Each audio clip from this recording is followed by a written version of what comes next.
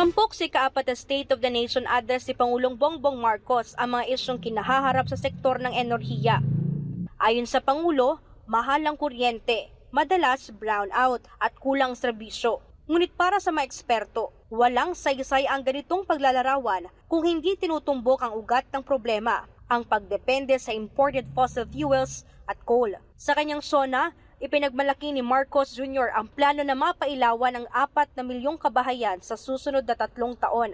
Sa susunod na 3 taon, halos 200 planta ang ating tatapusin. Ito ay may kakayahan magpailaw sa 4 na milyong kabahayan o sa mahigit na 2,000 pabrika sa halos 7,000 tanggapan at negosyo.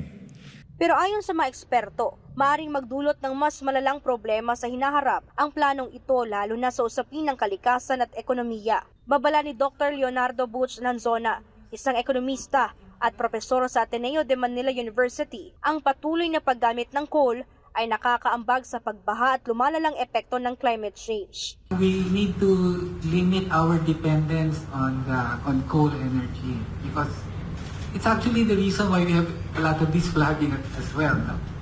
So if we're going to tie up all of these, flooding, energy, all of these environmental climate change, then it's important that we really have a program, no? A comprehensive program. Hinimok ng mga eksperto ang pamahalaan na palakasin ang paggamit ng renewable energy. Dahil kulang lokal na supply, umaasa pa rin ang bansa sa imported fuels na tumataas ang presyo tuwing may global crisis. Ayon pa sa pag-aaral ng Zero Carbon Analytics at CREST, posibleng tumaas ng higit 500% ang gasto sa liquefied natural gas imports mula 2025 hanggang 2029, na aabot sa mahigit 300 bilyong piso. Maaari itong magdagdag ng 11% hanggang 24% sa singil sa kuryente na direktang nagpapalala ng inflation. Solar battery system in the Meralco franchise area is 3 pesos per kilowatt hour. No matter if there is Ukraine war, no matter if there is a problem in the Middle East, 3 pesos dire-diretso. Look at the behavior ng coal plants. On the average, from 5 pesos, it went up to 9 pesos, even 10 pesos per kilowatt hour. LNG goes as high as 12 pesos to 15 pesos per kilowatt hour, and that is all passed on to electric consumers. Kung ang generation charge sa mga bills natin is around 50%, if you do not address that, the source of electricity, talagang mananatili na mahal ang kuryente. Paliwanag pa nila, ang paggamit ng renewable energy tulad ng solar, wind, hydro at geothermal ay hindi lamang abot kaya, kundi ligtas din sa pabago-bagong presyo ng imported fuels. Ayon pa kay Dr. Lanzona, ang patuloy na pagdepende sa fossil fuels ay pabor lamang sa malalaking negosyo at political dynasty. And the reason for that is simply that we have all of these corporate interests and political dynasties.